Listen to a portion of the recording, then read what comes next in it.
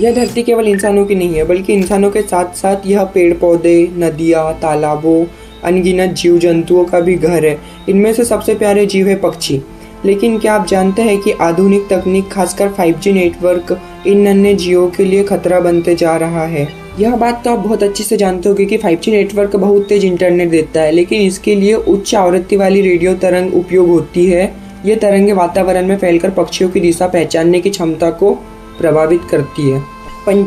पंछी अक्सर पृथ्वी के चुंबकीय क्षेत्र पर निर्भर करते हैं। 5G की तरंगें उनके नेविगेशन को बिगाड़ती है, जिसका नतीजा यह है कि वे बार बार रास्ता भटक जाते हैं। शोध में यह भी पाया गया है कि रेडिएशन से पक्षियों की सेहत पर असर पड़ता है।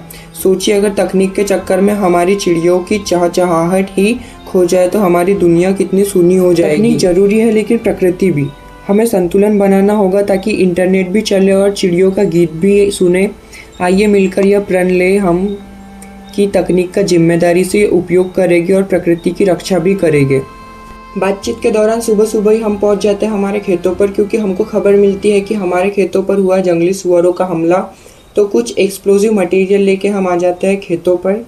यहाँ फोड़ते हैं हमने जितने भी बम लाए थे वो सारे के सारे।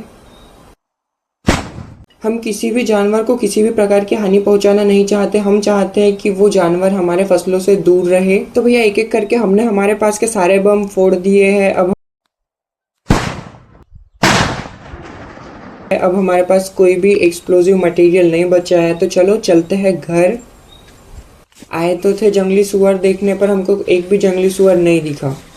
तो पिछले कुछ दिनों से हम व्लॉग अपलोड नहीं कर रहे थे, क्योंकि हम कुछ सोच रहे थे। अब क्या सोच रहे थे वो आपको देखने के लिए मिलेगा आने वाले व्लॉग में।